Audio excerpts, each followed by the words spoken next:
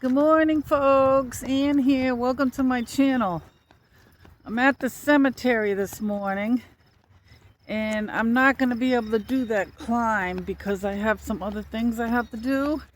The climb of Cane Mountain. And another thing is, my walk is not going to be that great today because I am walking with flip-flops on. I'm discombobbled because most of my things now are up at the camp. And I went to get into my car and I didn't have my sneakers in there like I thought I did. So I figured I'd come over here anyway just so I could have a talk and maybe do a little walk. But so let's get into my talk for the day. Oh, let me tell you something that I've been forgetting to tell you. I lost 2 more pounds. I'm so happy about that. So that's 19 pounds altogether now, folks. I'm so very happy because it was about a week and a half, and last week I didn't lose anything. So I happened to get on the scale a couple of days ago, I think it was, and I forgot to tell you about it, but so last night I woke up at 3:30. I think it was a thump that I heard, but I could not fall back to sleep. I am dragging today. I already had 2 cups of coffee. So today's not my best day, folks. But I'll do the best I can with this little talk that we're going to have. And the title of it is the 8 worst mistakes people make when they start a low-carb diet. And a lot of us already know these things, and some of us don't. Some of us need a reminder. I need the reminder. Okay, so number 1 is eating too little. Now, we are so programmed from prior types of diets that we do believe that that's what we have to do, is cut down tremendously and almost starve ourselves in order to lose weight. So when we start the low-carb diet, we think that's how it's supposed to be done. Excuse me, folks. And that's not the case. You don't have to starve yourself. You know, you have to remember to eat that fat, the healthy fat, not the bad fat, healthy fat. I did a video on a whole list of healthy fats. And if you want to look at that, you can look it up and see exactly what it is that you could eat. And I think that'll be helpful to you newcomers. So that's what we have to try to do, is get that fat into our system, because it's going to fill us up. We're not going to be in a state of starvation. So that's one of the mistakes that we make. And you also have to remember that not only do you have to have those healthy fats, but you have to get enough protein. That means good, healthy meats. I like them to have the meats. It fills me up. But when I started too, it took me a month to get off the carbs, but you know, I didn't do everything perfectly. I didn't realize all of this. Believe me, I didn't. So just try to remember to have the fats, healthy fats, and the protein. And eat enough so that you'll have the energy. It'll fuel you. Don't fear it. Don't fear it like we've been taught. Now, I know you need to get your doctor's approval, but sometimes doctors don't go along with it. And, there's controversy. We talk about it on this diet. Look up the No Carb Life channel. And I say this a lot too, but I highly recommend this channel because you'll hear testimonies from people that have succeeded. So the point is, you're not supposed to be hungry all the time. You're supposed to feel satisfied. If you're feeling hungry all the time, when you start this low-carb diet, you're doing it wrong. Start including, even if you put another pat of butter. I do that sometimes. Healthy butter, the grass-fed preferably, folks. I know it costs more, but you're not spending a lot of money on snacks either. So that's number one, eating too little. Number two is forgetting the electrolytes. I know I harp on this because I've had Charlie horses in the past because I didn't get my electrolytes and they caused damage. And I suffered for quite a few months with my leg and not being able to walk and no support on my leg due to a Charlie horse. It's important. You'll get headaches if you don't have it. You'll feel weak. And the spasms that you get, you have got to have your electrolytes, folks. That could be a mistake. If you start feeling weak and headaches, that might, boy, I'm out of breath. I think it's just too hot. Whew. Hard for me to breathe today. Good thing I ain't walking fast. Well, I don't really walk that fast anyway, folks. But, that could set you up to give up on it. So make sure you get your electrolytes. It's very important. Your potassium, your magnesium, from food or from a supplement.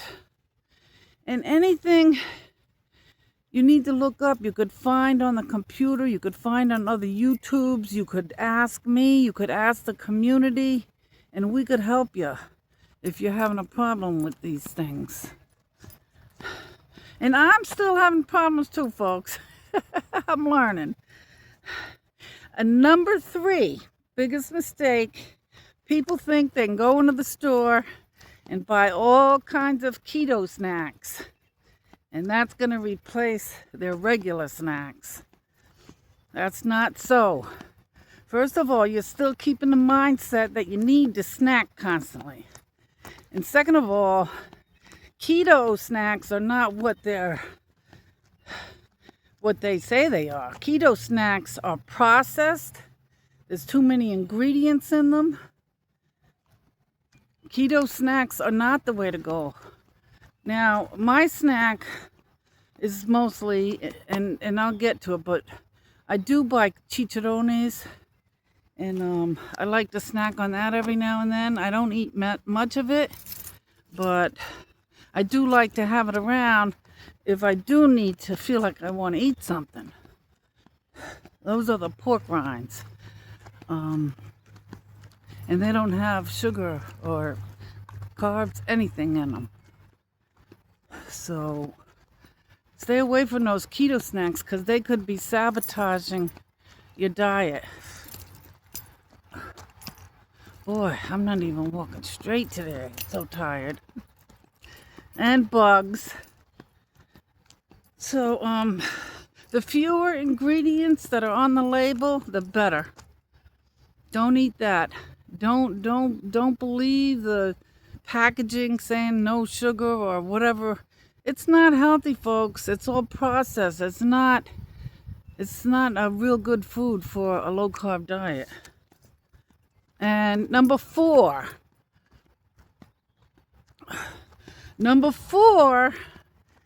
and I've been guilty of it, number 4 is weighing yourself too often.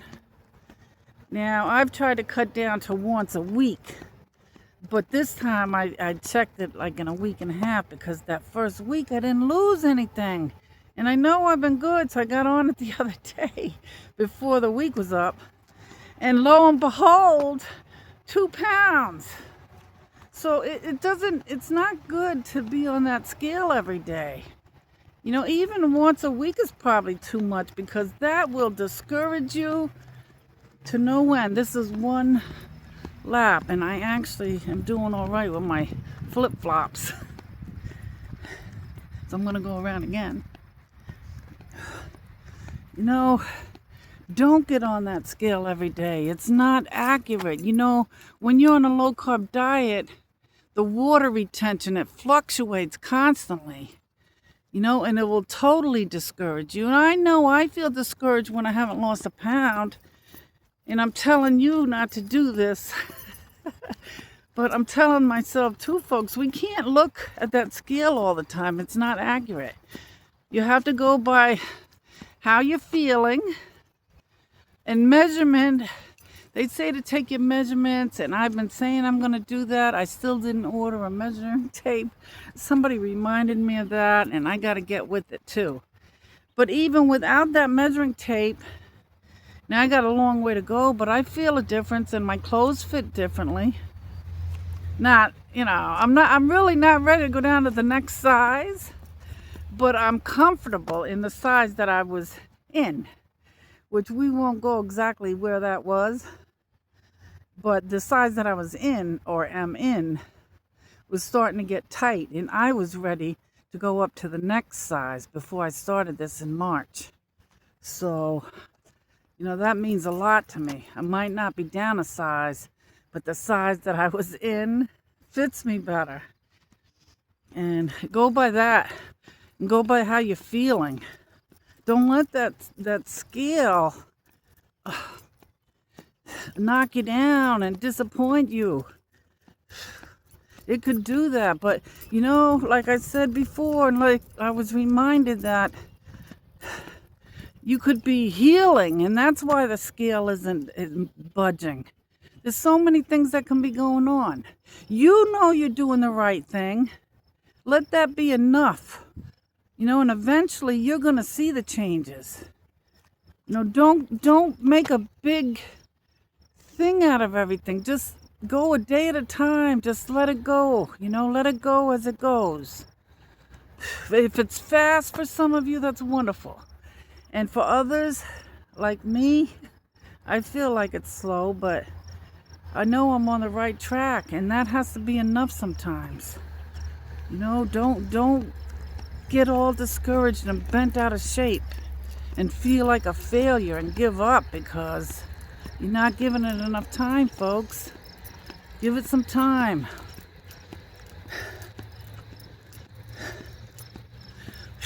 Thick air.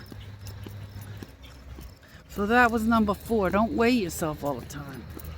Number 5, I am so guilty, but I'm getting better in the last week or two, is eating tons of cheese. Now we know cheese does not have the carbs or sugar in it, so we think we can eat it. And I was eating quite a bit of it, and I am doing a lot better in the last couple of weeks. And I think it's that cheese, not eating all the cheese, is already making a difference, I think, with me.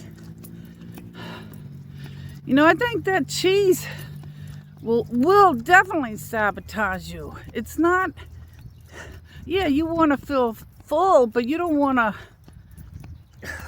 think that you could just eat and eat. That was a snack. It wasn't just the chicharrones. Sometimes, folks, when I'm talking to you, I might forget some things. It's not because I'm trying not to tell you. It's because I just, like, somebody asked me, what do you eat mostly for the day? And I said I eat mostly meat, butter, bacon, and eggs for the bulk of my food.